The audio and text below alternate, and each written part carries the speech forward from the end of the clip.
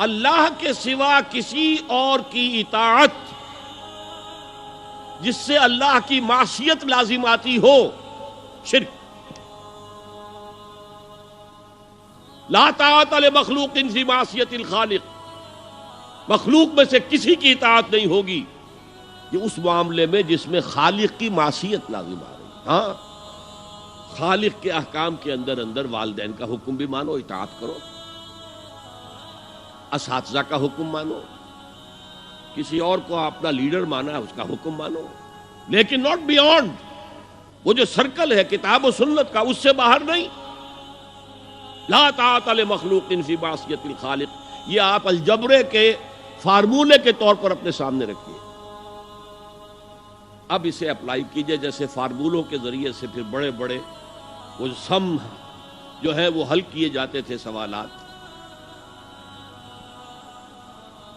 صبح کا وقت ہے، آنکھ بھی کھلی ہے، کوئی اذان کی آواز بھی کان میں آئی ہے، آپ کا نفس کہتا ہے ابھی سو جی، آپ نے اپنی چادر یا کمبل کو درست کیا اور کروٹ لی اور سو گئے۔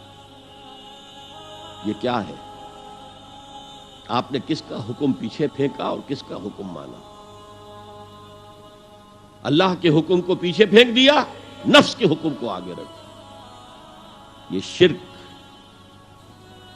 اس شرک کو جاننے والے بہت کم ہیں۔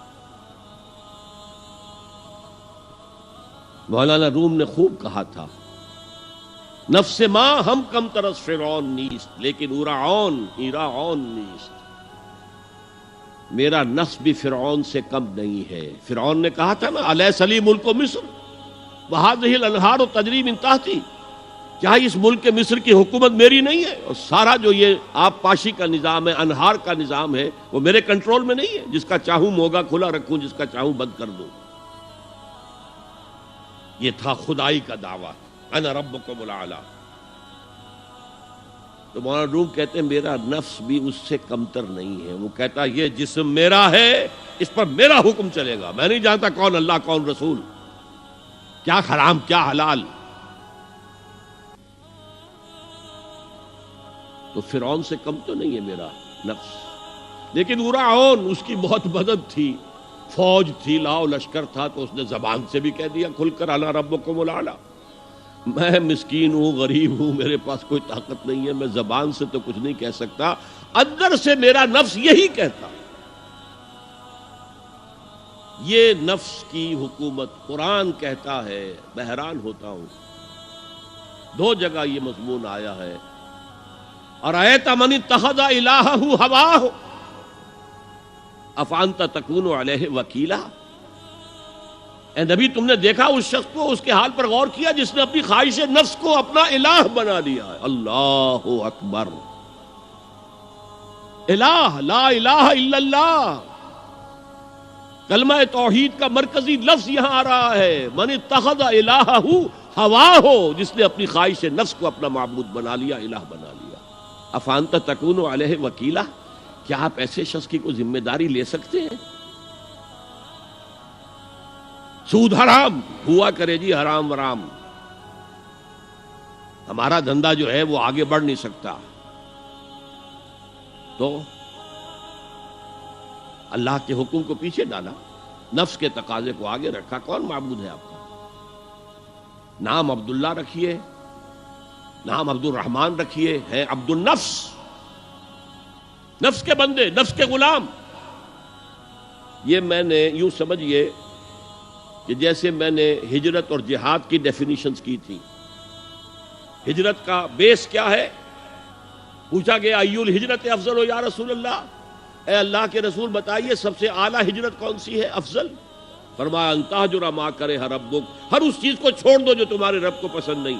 آج رات ہی سے آپ ہجرت شروع کر سکتے ہیں، جائزہ لیجئے کیا کیا چیزیں میری زندگی میں خلاف شریعت ہے، تو اللہ کو ناپسند ہے، فیصلہ کیجئے کہ آج کے بعد نہیں ہوگی، ہجرت شروع ہو گئی، افضل الہجرہ، سب سے افضل ہجرت شروع ہو گئی۔ لیکن ٹاپ پر لے جائیے تو یہ ہجرت جب اللہ کے دین کو قائم کرنے کی جدوجہد اس مرحلے پر آ جائے کہ اب باطل کے ساتھ ٹکراؤ ہے اور اب چاہیے کہ ساری قوت ایک مرکز پر جمع ہو جائے، ہجرت فرض کر دی گئی، وہ ہجرت گھر بار چھوڑ کر، اہل و عیال کو چھوڑ کر، اور مکے کے بھیڑیوں کے رحم و کرم پر چھوڑ کر اپنے گھر والوں کو جو لوگ ہجرت کر کے آئے، حکم تھا۔ ہجرت مدینہ فرض تھی، ہجرت حبشہ فرض نہیں تھی، صرف اجازت تھی کہ جن سے سختیاں نہیں جھیلی جا رہی مزید وہ چلے جائیں۔ تو ہجرت کا یہ ابتدائی نقطہ، انتہا یہ جہاد، المجاہد من جاہد نفسہ، جہاد تو یہاں سے شروع ہو گیا، اپنے نفس کے خلاف جہاد کرنا۔ صبح نفس نے کہا ابھی سو جا، آپ نے نفس کی بات کو رد کیا، اپنا کمبل اٹھا کے پھینکا، اٹھے، وضو کیا، نماز کے لیے آپ مسجد چل دیے، آپ نے جہاد کیا نفس کے خلاف۔ یہ افضل الجہاد ہے، اور سب سے چوٹی اوپر یہ ہے کہ جب وہ حق و باطل کی جنگ ہو تو جان ہتھیلی پر رکھ کر میدان میں حاضر ہو جاؤ۔ هي الحلقات تحفظني بآيات من القرآن، هي الحلقات تملأني بحب المصطفى العدنان.